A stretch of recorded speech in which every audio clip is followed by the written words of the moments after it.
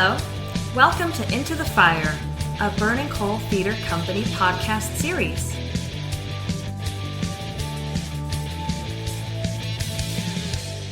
Hi, this is Jerome Davis. I'm the artistic director of Burning Coal Theater Company, and I'd like to welcome everyone to Into the Fire, the Burning Coal Theater Company podcast series on all things theatrical. We are beginning our 29th season this fall, October of 2025, with Once, the musical. And here today to talk about it is a special guest and returning to the podcast for the second time, Nathalie Ray. Nathalie, welcome. Thank you for coming back. Yeah, thanks for having me, Jerry. It's great to be back. It's been a while. You're the one who got me enthusiastic about this play. Can you talk a little bit about how you first encountered Once and what it is about the play that it was moving to you, or that you wanted to pitch it as the first main stage show you would direct at Burning Coal? Yeah, it is an interesting evolution for a play because it started out as a film, which almost never happens. Usually it goes the other way around, right? The play comes out and then they make a film version. But in this case, it was a film first. And I had seen the film a long time ago. And there was something about it that really resonated with me as something that was just so raw and vulnerable. There were several parts of the film that were improvised. The leads in the film sort of notoriously have had an actual love affair outside of the film. I don't think that that's necessary to a good story, but there's something about that it does happen frequently. Was that true before they began work on this, or did it happen during the filming or after the filming?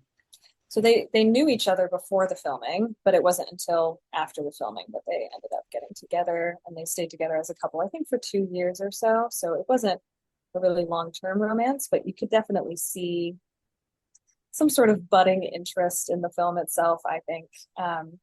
And yeah, that a lot of the conversation feels like regular conversation, right? It doesn't feel very scripted in any sense. And that translates as well to the cinematography. It's all very run and gun kind of filming. Yeah. And then there's the music, of course, which is what really drew me in. The music is so special. Let's talk about who we're talking about first. So the two stars that we're talking about are Glenn Hansard and Marketa. Can you pronounce her last name for me? Marketa Iglova. Iglova, yeah. Right. Yes. Who is Czech, as is the character that she created in Once. And Glenn Hansard is Irish.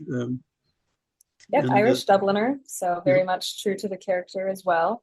It feels almost like they're playing themselves, although they didn't write the script. So the script was written by the director of the piece, and I believe that's John Carney. Carney, yeah, that's right. Yeah, he was actually the bassist in the band with Glenn Hansard, so that's how they knew each other. And John decided he was going to make this film. Originally, it was going to star Cillian Murphy, of all people, a long time ago. And Cillian dropped from the project. And so John reached out to his old bandmate, Glenn Hansard, who was helping him with the music.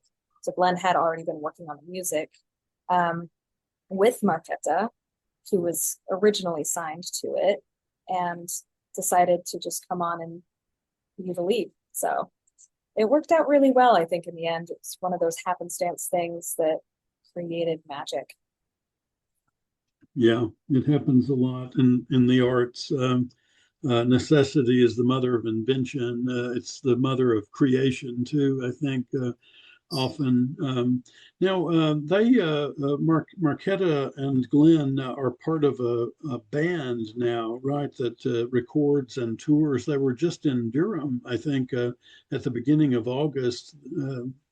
Talk about that. The band is called the Swell Season, and they continue to make new music and tour. I have not been able to see them yet myself in person, but I know several of my cast members have been hardcore fans for a long time, and they went out to see them perform, which was very inspiring. So it's it's thrilling to be able to make a piece about musicians and the life of musicians, and know that those are real musicians that are still making music. So, and making music together, which is beautiful, that they were able to still maintain that kind of friendship and camaraderie after everything that transpired.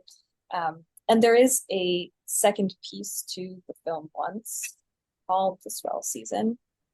That's more about their relationship that happened after the filming. So a little bit more of a documentary. Yeah, okay. And is that available for viewing now? I've not come across that yet. Can you get that? You can find it, I think, on Amazon. Okay, interesting. It's streaming somewhere. Yeah, and they ended up winning an Oscar for that, if I recall, for one of the principal songs in the movie. Yeah, I believe that was Falling Slowly. Correct. Which also had some radio play at the time and became really notable. That's really what the two of them are best known for. I think Glenn maybe gets a little bit more credit sometimes for the music, but Marquetta was a co-writer on that song. So I think it's really important that people realize that she also had a big part to play in the music and the writing of the music. Yeah. Yeah. So once it got transferred from a film to the stage, which, as you said, is an unorthodox way of or an unorthodox journey. Usually, it's the other way around, or it starts as a book and becomes a play or becomes a film. But were the same people involved in the stage play that were involved in the film, pretty much, or did they have Broadway actors or West End actors in the play? They did. So they didn't bring on Glenn and Marquetta to perform in the play version. They never performed it on Broadway. But they were heavily involved in the adaptation process. So they brought on Enda Walsh to do the book.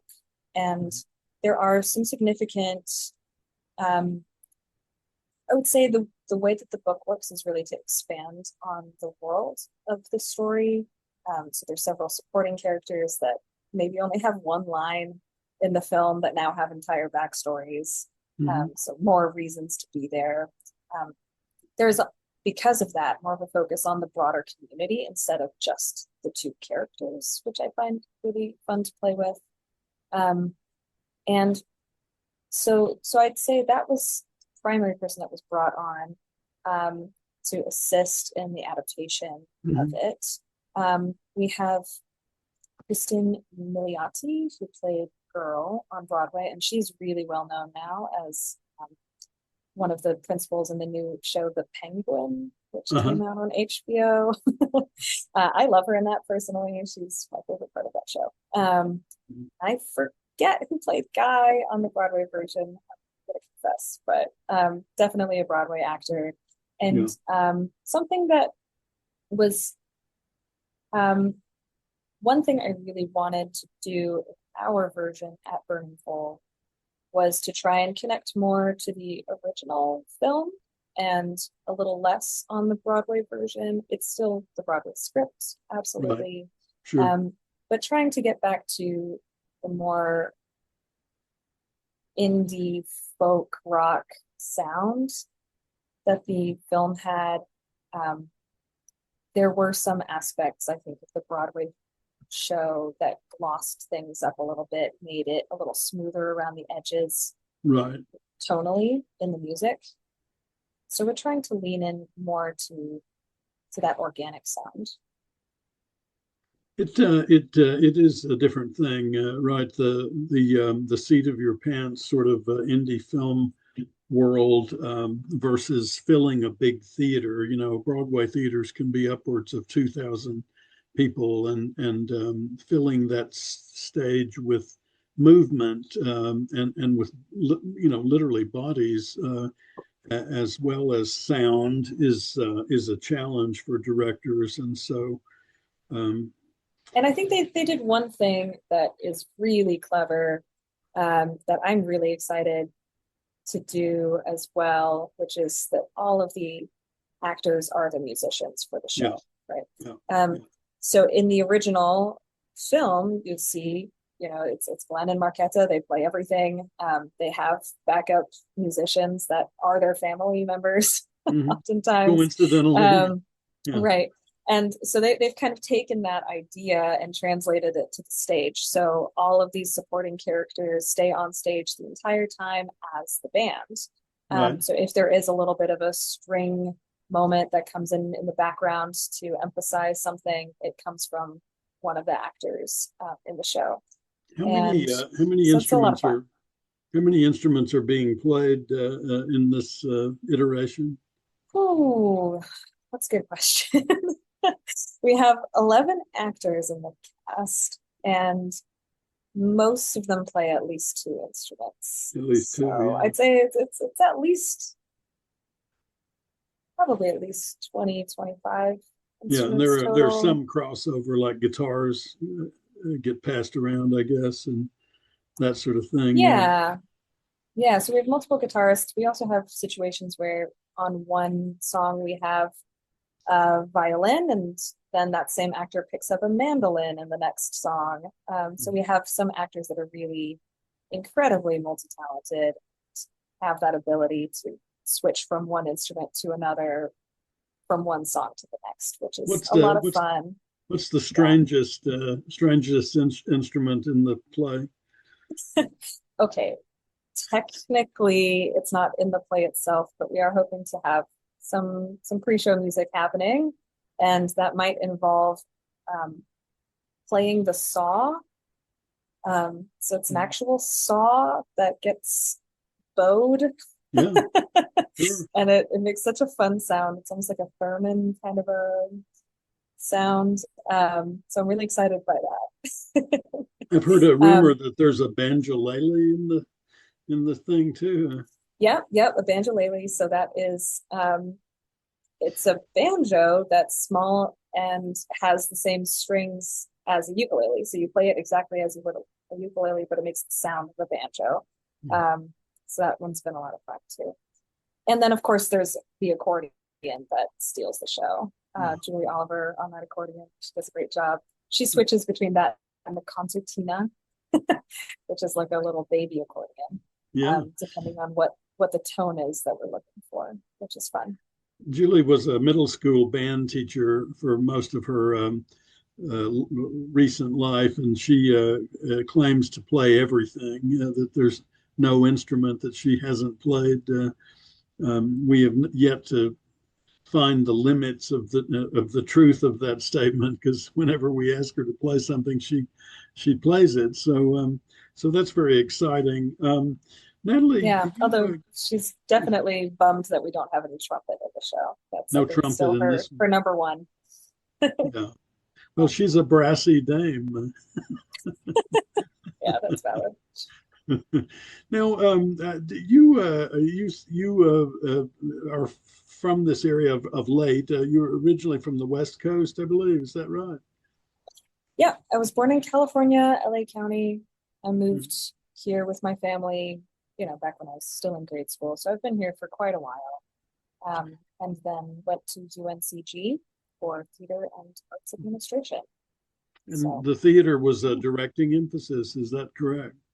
Yeah, that's correct. So I did start to really focus in on directing in college. I've been directing since, high school was my first show. It was No Exit, which I was reading in my French class and decided I would make my own adaptation of. That was a terrible idea. There are so many great adaptations of No Exit. No one needed my translation, but it was fun to do. It's one of those things that you do it just to see if you can. And I did, so that was fun. Well, you speak French, right? So you were able to do that? Yeah, my French was better back then, weirdly. I have not kept up with it very well, but I speak primarily Flemish at home. So my family's from Belgium, which means we speak in Belgium, French and Flemish, which is a dialect of Dutch. Right. And yes, Flemish is what I grew up speaking. French is what most of my family speaks as like a second language or a third language. Mhm. But my French is not great nowadays. So, is it a coincidence that you were attracted to a play about an immigrant who speaks a different language, coming to a place where language is much debated, and uh, because between the English speakers and the Celtic speakers, there's a lot of shall we say, debate over, which language should be preeminent in Ireland, especially in Dublin. I think, Sure. having been there, yeah, I'm just wondering if that's something that was on your mind when you saw the piece, or is that just entirely a coincidence? I think the piece about immigration that relates to me is how Girl is the name of the character. That's why I'm calling it Girl. Girl. Not that you forgot the name. Yeah, I haven't forgotten the lead character's name. It's Girl, weirdly. Yeah. Who was played by Marquetta. She is so close to her family. She lives with her mom, right? She's got all of these Czech-speaking people around her. So even though she's moved to this new country and is learning this new language, she's surrounded constantly by family. And I think that there's something about that that really speaks to me. As my family moved across an ocean, I'm first generation American, first one born here of my family. And there's this feeling of, that we are the group that understand each other. That there's a sense of, although I am American and happy to be, that there's this part of me that most people I meet will not ever be able to relate to. Or maybe they'll relate in some sense, but they won't know all of the weird, obscure cartoons that I grew up watching, or what makes up an accent from Brussels different from an accent from Amsterdam. The sort of subtleties that I think make immigrants really close to their families a lot of times when they move together and really latch on to each other. And so there's a moment in the play when Girl is considering moving again. I don't want to give it away too much, but she says, "But what about my mother?" So there's this aspect of that closeness really matters to her. It's not just about that her mom needs her, it's about that she needs her mom. So I think there's something about that I relate to. My mom and I are very close too. We've talked about immigration, which is a main theme, and we've talked about family, which is a main theme. What about music? This is very much a story. It's not just a story that's told through music. It is a story about music in a profound way, I think. Can you speak to that a little, or do you agree with that? Yes, I absolutely agree with that. At the top of the show, since it is the very first thing that happens, I feel like it's not a spoiler. The guy, that's his name, is busking on a street corner. He's playing his guitar. He's in some sort of anguish. He's playing this song that's really deeply personal to him. Mm-hmm. And when he finishes the song, he puts down his guitar and he starts walking away from it. And that's the moment when the girl chimes in, and she's been listening this whole time. She basically makes him pick his guitar back up because she knows that if he doesn't have this music, he will be lost forever. He will probably, end his life. He's just in such a bad state at that time. Yeah. And the music is the one thing that's been driving him this entire time. So without music, what does this musician have? You know, especially music that is so deeply personal, so beautiful to him. She also likes the music, I think. Yeah, and that's why she speaks up, I think, right? Yeah. That she feels that she can relate to the music. The music is something that crosses all of these boundaries that they have. They're complete strangers. They've never met before. She's from a different country. Mm-hmm. She's got all of this history and backstory that he doesn't know, and vice versa. And yet she can listen to this one song and know this is someone that I need in my life. This is someone that I would like to get to know. That there's something about music that really is universal. It is the universal language, right? Mm-hmm. There's something profound about her backstory that I think. Is it okay to talk about that part of it, do you think, or is that too much of a spoiler? I'm just going to say that spoiler alert possible. Okay. So skip ahead if Okay. you haven't watched the movie yet. Just that she has a husband in the other country. Oh yeah. Which I think is a stand-in for past history. You know, Europe is this miasma of anxiety and conflict and broken borders and rearranged borders, and that's still very much evident in the European character, I think, in some ways. Whereas in the American character, you know, most Americans don't ever cross the border, into another place. You know, they pretty much stay put because in a place this big, it's pretty easy to do that. And so the idea of identity as defined by borders is in some way less interesting to us or less prominent in our lives.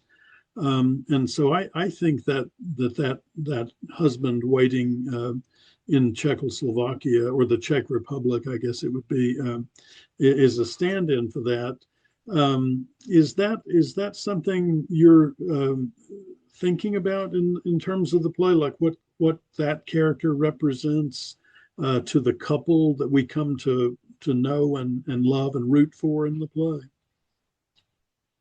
Yeah, I do think that there is something to that.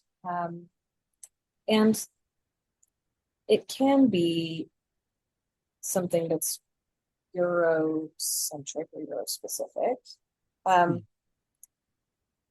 As someone who's immigrated, and that there's this sort of like piece of you that's left behind, and you don't know how much of it you really want to claim anymore. Or, Right. You're trying to assimilate into this new space, but you also don't want to leave everything behind. So there is something, I think, symbolic there. And I think there's also something a little bit broader about it, just about relationships in general. Every time that you are starting a new relationship, you're coming into it with all of this history, this baggage, this sort of maybe weird secret that you are scared to share. And then that piece finally comes out. And is that okay? Right? Is that going to be the thing that that your relationship can overcome? Or is that something that you're willing to let go of your own baggage and move on from? So I think that there's a lot of symbolism there to dive into. What's next for you, Nathalie? Just to grind gears slightly, you run Egg Nymph, which is a small company, relatively new to the Triangle scene, but you have produced plays under that heading. Is there a future for Egg Nymph right now, or what else is going on in your life? Yeah, so Egg Nymph Artist Collective is the group that I co-founded on the heels of COVID. We've done a couple of site-specific pieces. That's what we tend to focus on. And we are looking at doing a show in spring called Dead Man's Cell Phone, like Sarah Oh, yeah. Rule. Sarah Rule piece. Yeah, yeah. Yeah, which is a lot of fun and sort of kicks off um, in a diner. So we're trying to source some site-specific spaces. If anyone owns a diner and wants to reach out. Find a place that closes for dinner, and I bet you they'll Right, let you right. in. Or Yeah, cafe or something. yeah. Yeah, so we have one space already in Durham that we've got in mind for that, but we would love to travel it around to Raleigh, Mhm. Harborough as well. We've done some things over there. So I think that that will be next. I'll be putting on more of a producer hat for that. Yeah. Yeah, should be a lot of fun. Honestly, I'm kind of looking forward to a little bit of a break too. It's been a busy year for me. So, You've directed a number of musicals in the last 18 months or so. Is that the case? Or did you have other things happening in the early part of the year? yeah, I've had a couple things going on. I did summer theater conservatory, Godspell Junior. That's a lot of fun. Yeah. Always to see the middle and high school students and what they can achieve together.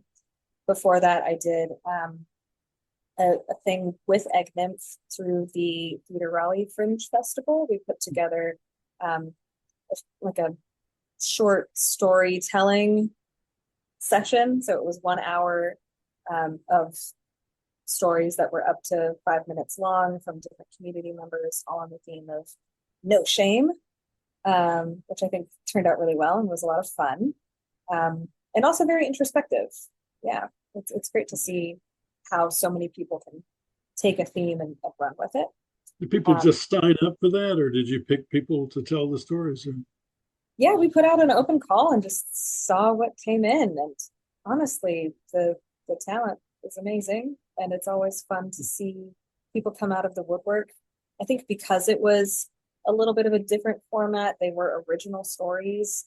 It attracted a lot of folks that maybe haven't been as prevalent in the theater scene, more the sort of slam poet writer side of Raleigh. But I think there's great overlap there and good opportunities for personal stories to be told as well. So that was great. And what did I do before that? I did something else. You assisted. So it's been busy. I assistant directed Something Rotten. That was last year. Yeah, that was great. Well, I heard it wasn't that bad. Yeah, we'll have to ask Shakespeare. I'm joking. Yeah, no, that's great. Well, yeah, Nathalie, that's what Susanna has. She's great. Last words on Once. We'd like to invite our listeners to join us for Once at Burning Coal. The dates of the show are Thursday, October 9th through Sunday, October 26th at Burning Coal Theater. And any last words on the piece, or what you hope to leave people with when they come to see this? Yeah, I think that what I hope people will leave with is inspiration. This sense that there is always more to life, maybe than you expect, and that some of the most meaningful connections we can make with each other are when we least expect them. So keep your heart open. Yeah, it matters. That is truer words were never spoken. We have all sorts of experiences like that in the theater world, and we tell a lot of those stories, but it happens in life too. I mean, it really does happen in life. Some of the things that we tell, some of the stories we tell are a bit Pollyannish, that good always wins and that sort of thing. But the story of what tomorrow might bring is as true and as common as each individual person. And so that's great. That's a really terrific and a very useful thing for people to hear today. Just because it's happening today doesn't mean it's going to be happening tomorrow, and certainly doesn't mean that we should give up and lie down on the road and let those others run over us, So yeah, it's a fun play. It's a musical. It jars the floor. It will have lots of music played by the actors who are also singing and acting and dancing. So they're quadruple threats, and it's a beautiful love story, I think, as well. So Absolutely. Nathalie Ray, thank you for joining us for that. Again, the play is Once, the musical, October 9th through 26th at Burning Coal Theater Company. And tickets may be obtained at burningcoal.org or by giving us a ring at 919-834-4001. Nathalie, thank you, and we'll look forward to seeing you down the road. Take care. Bye-bye.